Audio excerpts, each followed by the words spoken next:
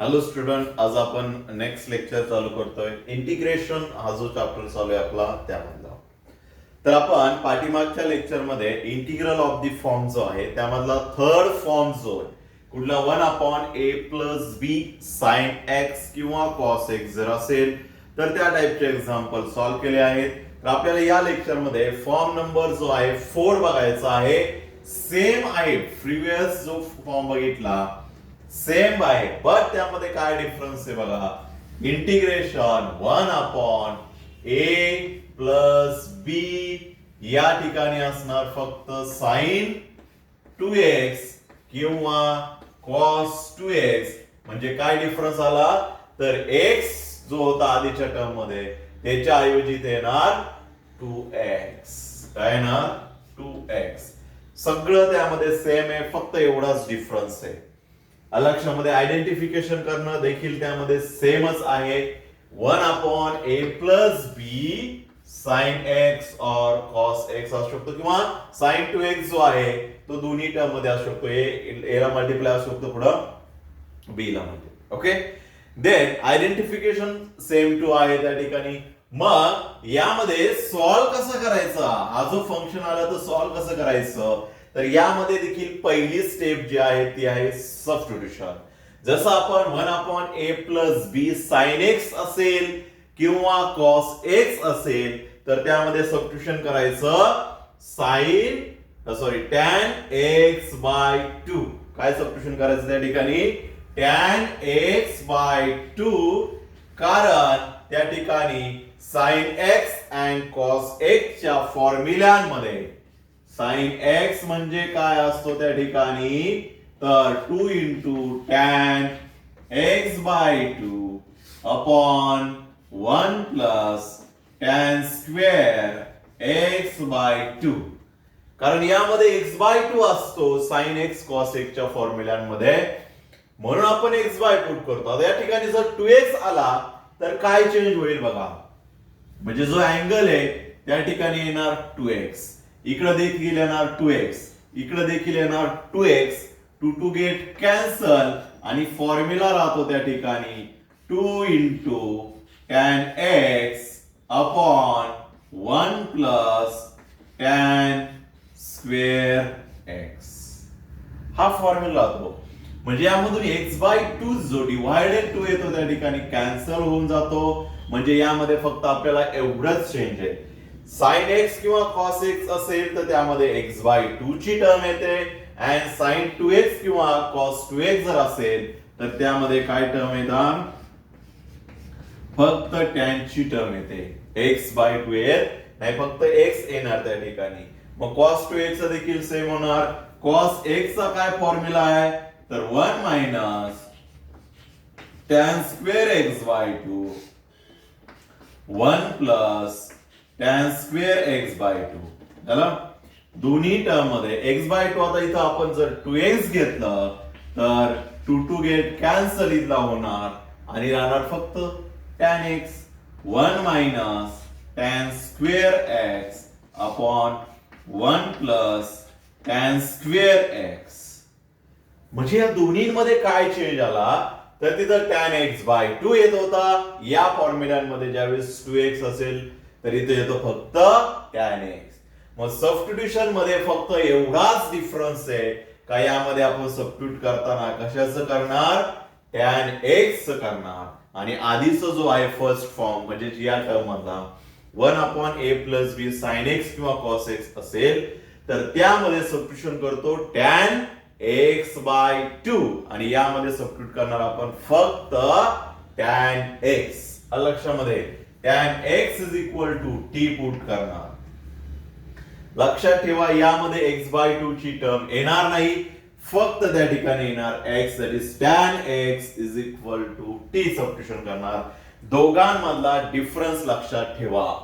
tan x t put करणार म्हणजे substitution, आणि 1/a+b ज्या ठिकाणी आपण सॉल्व्ह केलं sin x किंवा cos x साठी त्यामध्ये सबस्टिट्यूशन केलं आपण कुठलं tan x p. काय सबस्टिट्यूशन केलं त्यामध्ये tan x t. लक्षात ठेवा ओके. देन आता आपण जे सबस्टिट्यूशन करणार आहे काय आहे 2x किंवा cos 2x जे आहे ते त्या ठिकाणी असेल तर फक्त tan x टी पुट करणार. बाकी सगळ्या स्टेप त्यामध्ये सेम आहे बघा. जर आपण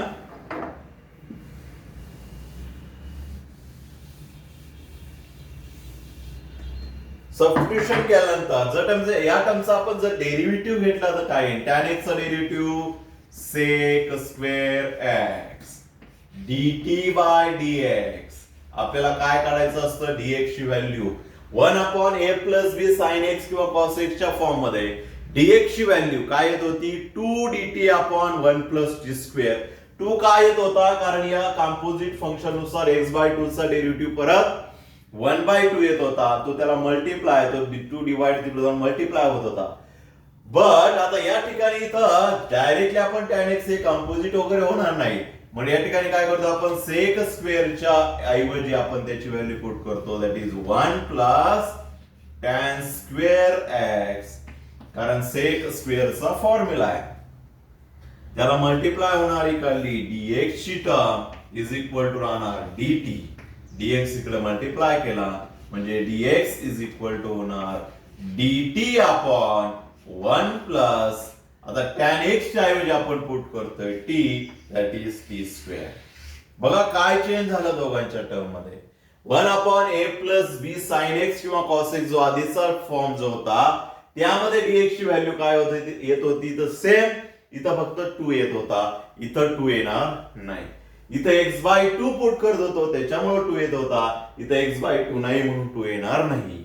लक्षामध्ये मग sin x cos x काय होणार सबस्टिट्यूशन तर बघा sin x cos x च्या ऐवजी काय येणार इकडे फॉर्म्युले लिहिलेत मी. sin 2x जर असेल तर त्याच्या ऐवजी काय येणार इथं बघा sin 2x चा फॉर्म्युला आपण लिहिलाय. आता हा जो फॉर्म्युला आहे कशा झालाय हा sin 2x चा काय झाला 2 tan x upon 1 plus tan square x. tan x च्या ऐवजी t पुट करतोय तीच टर्म राहणार sin 2x असो किंवा sin x असो 2t upon 1 plus t² and cos 2x च्या ऐवजी आपण पुट करणार that is 1 minus t² upon 1 plus t².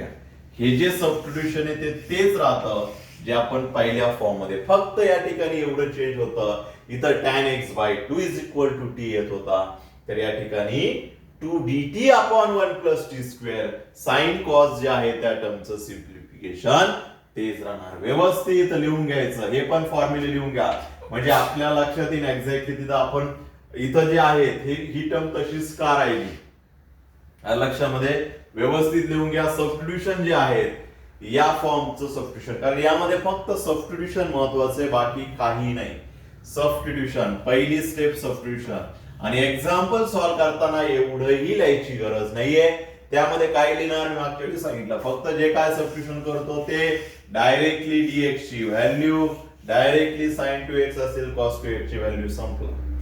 एवढंच लिहायचं बाकी काही लिहायची त्या ठिकाणी गरज नाही. हे फक्त आपल्या लक्षात येण्यासाठी का कुठल्या टर्मच्या ऐवजी आपण काय सबस्टिट्यूशन केलं लक्षामध्ये व्यवस्थित. ओके देन आता आपण यावरती एक्झाम्पल सॉल्व्ह करणार. जसे एक्झाम्पल आपण जो आहे 1/a+b sin x cos x चे सॉल्व्ह केले सेम याचे आपण सॉल्व्ह करणार. सबस्टिट्यूशन व्यवस्थित लक्षात ठेवा लिहून घ्या. त्याच्या खाली इंटिग्रल ऑफ द फॉर्मचा नवीन फॉर्म त्या ठिकाणी टाका. फोर्थ फॉर्म जो फॉर्म वरती लिहिला तो लिहा त्याच्या ठिकाणी आणि त्याच्या खाली लिहा सबस्टिट्यूशन आणि त्याच्या खाली आपण आता एक्झाम्पल सॉल्व्ह करायला सुरुवात करणार.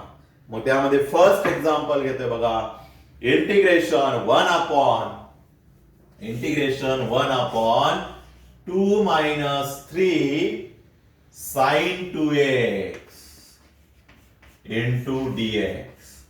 आता बघा हे जे एक्झाम्पल इथं काय आलाय sin 2x आलाय b ची टर्म आली a ची टर्म आली म्हणजे हा कुठला टाइप झाला इंटिग्रल ऑफ द फॉर्म मधला fourth form. Integral of the form मधले सगळे फॉर्म त्या ठिकाणी व्यवस्थित पाठ करायचे. व्यवस्थित लक्षात ठेवा त्या ठिकाणी जे काय असतील सगळे फॉर्म किती फॉर्म आहे टोटल 6 फॉर्म आहेत त्या ठिकाणी. जे आहे सगळे फॉर्म व्यवस्थित त्या ठिकाणी प्रिपेअर करायचे आहेत. 6 फॉर्म आहेत total.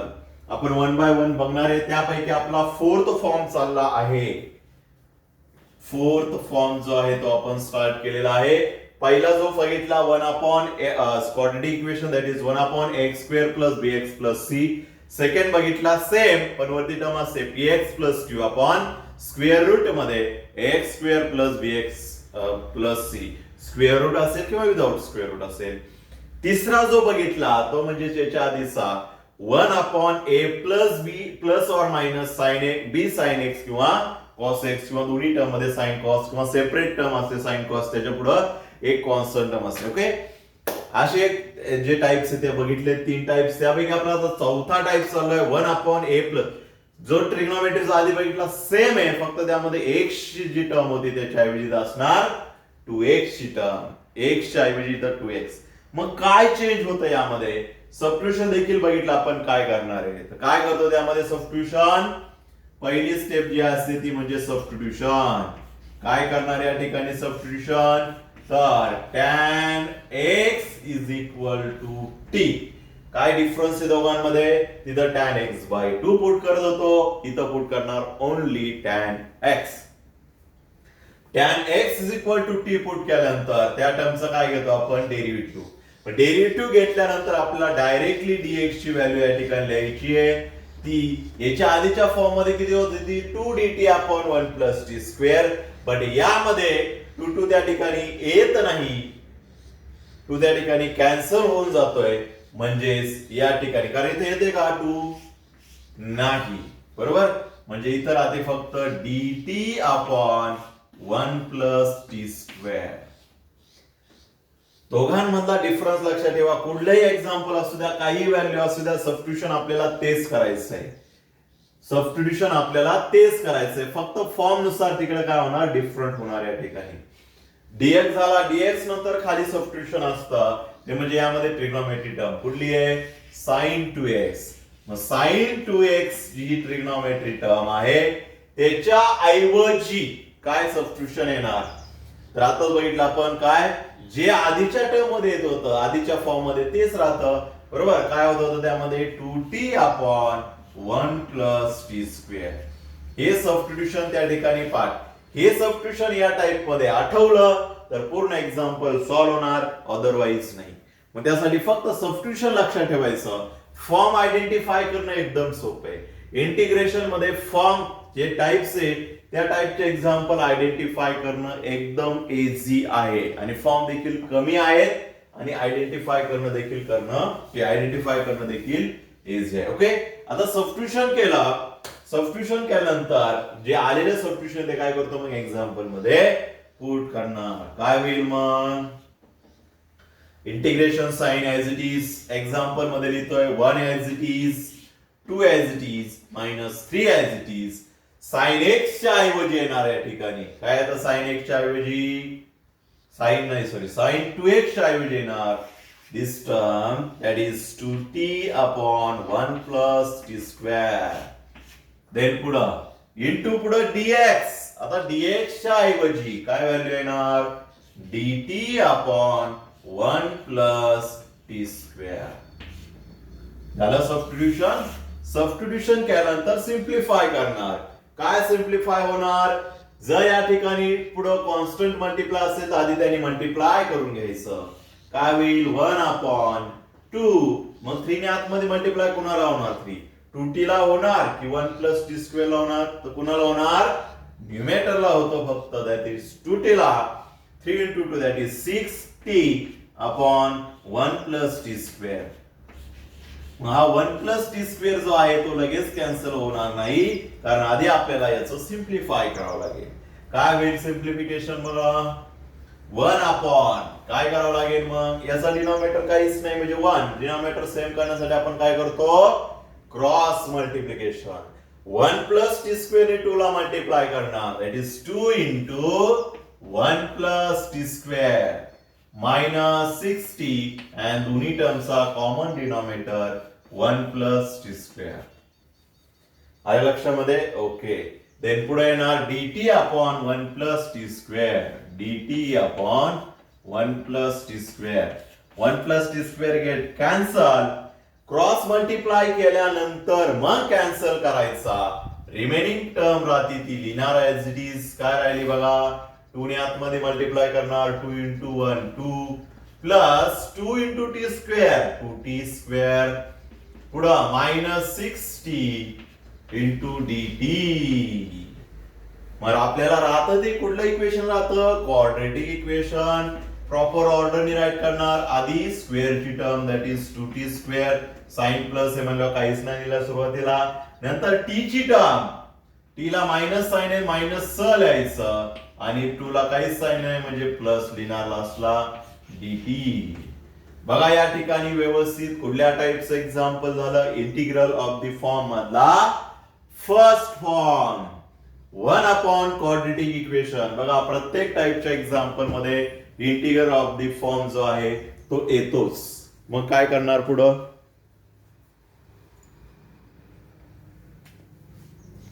Integral of the form जो आहे फर्स्ट प्रत्येक टाइप मध्ये आलेला आहे. प्रत्येक टाइप मध्ये त्या ठिकाणी आलेला आहे बघा. देन आता सॉल्व कसं करतो तो आपण तर त्या ठिकाणी आपण सगळ्यात आधी जी स्क्वेअर आहे ती त्या ठिकाणी काय करणार स्क्वेअर जो आहे व्हेरिएबलचा त्या ठिकाणी त्याचा कोएफिशियंट 1 आहे का चेक करायचा आहे. मग इथं 1 नाहीये तर काय करतो मग त्या कॉन्स्टंटनी सगळ्या टर्मला डिव्हाइड करतो. मग डिव्हाइड करताना फक्त इंटिग्रेशनच्या आतमध्ये ज्या टर्म आहेत त्याला करणार 1/2 divided by 2t square divided by 2 6t divided by 2 plus 2/2 dt.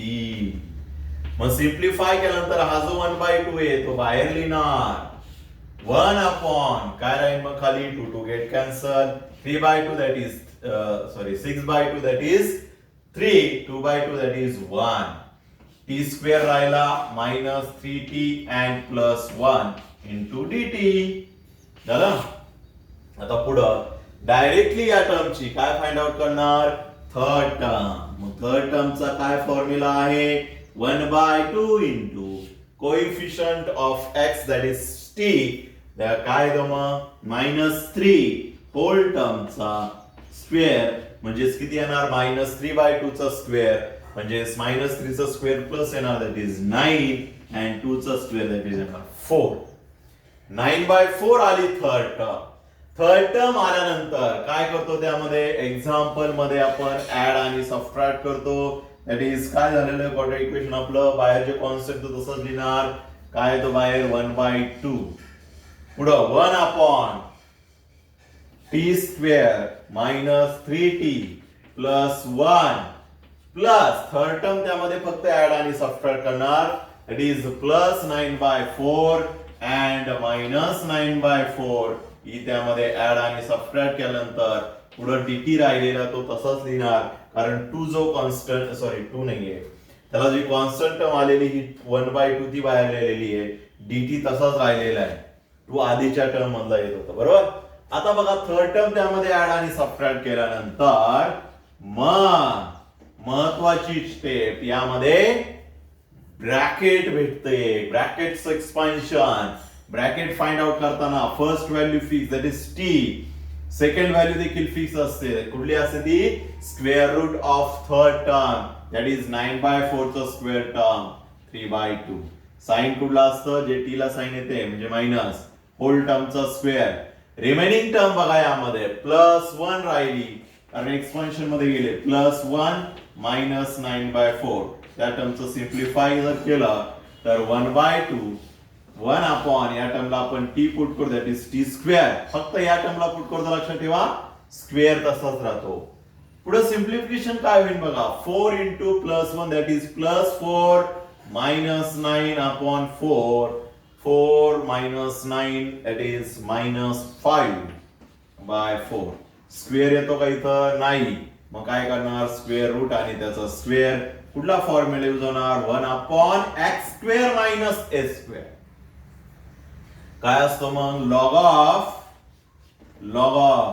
काय असतं या ठिकाणी log of x² - a² that is x ची ओरिजिनल व्हॅल्यू म्हणजे t -3/2 x आधी आहे म्हणजे इथं -a दॅट इज √5/4 रूट मध्ये अपॉन t - 3 t ची ओरिजिनल व्हॅल्यू प्लस √5/4 आणि लास्टला मग टी ची ओरिजिनल जी आपण सुरुवातीला पुट केली ती व्हॅल्यू येणार that is T replace by tan x. कशा रिप्लेस करणार tan x ना that is tan x minus 3/2 minus root मध्ये 5/4 divided by tan x minus 3/2 minus root मध्ये 5/4. इथं सिम्प्लिफाय देखील करू शकतो. रूट 4 म्हणजेच काय 2 असतो. ओके देन जर त्या ठिकाणी सिम्प्लिफिकेशन परफेक्टली येत असेल तर करा नाहीतर अदरवाईज असंच ठेवा. कारण इथं जरी आन्सर चुकलं तर काही वेळेस फक्त आन्सर चेक करता लक्षात ठेवा. इथं आन्सर चुकतं याचं मिनिंग असं होतं का तुमच्या काहीतरी स्टेप चुकल्या. मग ते चेक करत बसणार नाही कुठल्या स्टेप चुकल्यात किती स्टेप बरोबर आल्यात. जर त्या ठिकाणी 0 आपल्याला भेटला तर आपण काहीच करू शकत नाही कारण डिपेंड ऑन एक्झामिनर असतो जो तुमचा पेपर चेक करत असतो. त्यांनी जर स्टेप बघितल्या तर त्या ठिकाणी आपल्याला मार्क्स भेटेल अदरवाईज त्या ठिकाणी 0 पण देऊ शकतात हे लक्षात ठेवा. कारण कंपल्शन नसतं त्यांचं जर स्टेप बरोबर असतील तर तुम्हाला मार्क्स भेटेल. तुम्ही आन्सर बरोबर काढा तुम्हाला आउट ऑफ मार्क्स भेटेल. ओके आणि जर आन्सर बरोबर काढा तुम्ही स्टेप लिहू नका ज्या आहेत आता इथे ही जी स्टेप आहे एखादी स्टेप स्किप जरी केली तर तुम्हाला आउट ऑफ मार्क्स भेटणार हे लक्षात ठेवा. त्यासाठी सिम्प्लिफिकेशन परफेक्ट येत असेल तर करा अदरवाईज तसंच ठेवा. मार्क्स तुम्हाला आउट ऑफच भेटणार लक्षात ठेवा त्या ठिकाणी. ओके देन हे झालं इंटिग्रल ऑफ द फॉर्मचा form number 4th example 1/2 - 3 sin 2x. हे जे सॉल्व्ह केलं काय यामध्ये व्यवस्थित बघा सबस्टिट्यूशन यामध्ये व्यवस्थित चेक करा कारण आधीच्या फॉर्म मध्ये tan x/2 पुट करत होतो इथं फक्त tan x पुट केला. डेरिव्हेटिव्ह घेतला dx ची व्हॅल्यू इथं dt/1/t² आली. तिथं येत होती 2dt/1 + t². इथं sin 2x आणि sin x ची जी व्हॅल्यू होती ती तिथं पुट केली. बाकी याच्यामध्ये काही चेंज नाही फक्त या दोन टर्म मध्ये चेंज होतं. बाकीच्या स्टेप सगळ्या सेम आहेत काही त्यामध्ये नाही. लास्टला ओरिजिनल व्हॅल्यू त्या ठिकाणी पुट करून द्यायचे फक्त बाकी मधले काहीच जे सिम्प्लिफिकेशन आहे तसंच त्या ठिकाणी आपण या एक्झाम्पल मध्ये देखील केलेलं आहे. ओके तर भेटूया नेक्स्ट लेक्चरला नवीन एक्झाम्पलचा. व्यवस्थित प्रयत्न करा. एकदा जर सॉल्व्ह करून समजलं नाही तर परत तुम्ही रफ नोटबुक वरती सॉल्व्ह करा. जोपर्यंत आपण मनाने सॉल्व्ह करत नाही तोपर्यंत काहीच होत नाही कारण तुम्हाला बघून व्हिडिओ बघून चला या नंतरची स्टेप केली सॉल्व्ह हा अशी अशी येणार आहे तुम्ही सॉल्व्ह करा. तर तेवढे एक्झाम्पल झाले पूर्ण स्टॉप करा ते एक्झाम्पल सॉल्व्ह होते का नाही मग चेक करा. जर सॉल्व्ह झालं तर समजलंय नाही तर आपल्याला वाटतं हे स्टेप आहे हा इझी आपण करू शकतो कधी पण वेळेला आठवत नाही. त्यासाठी प्रत्येक एक्झाम्पलची प्रॅक्टिस करा. रफ नोटबुक घ्या कुठे तुम्ही जे आहे ते ब्लॅक छोटी पाटी असते त्याच्यावरती सॉल्व्ह करा कुठेही सॉल्व्ह करा बट करा प्रॅक्टिस. आपल्याकडं वेळ आहे टाइम्स आहे आपण एक्झाम्पल सॉल्व्ह करू शकतो त्या टाइम्स मध्ये अभ्यास त्या ठिकाणी करू शकतो त्याचा तुम्ही कुठंतरी यूज करा. ओके भेटूया नेक्स्ट लेक्चरला नवीन एक्झाम्पल.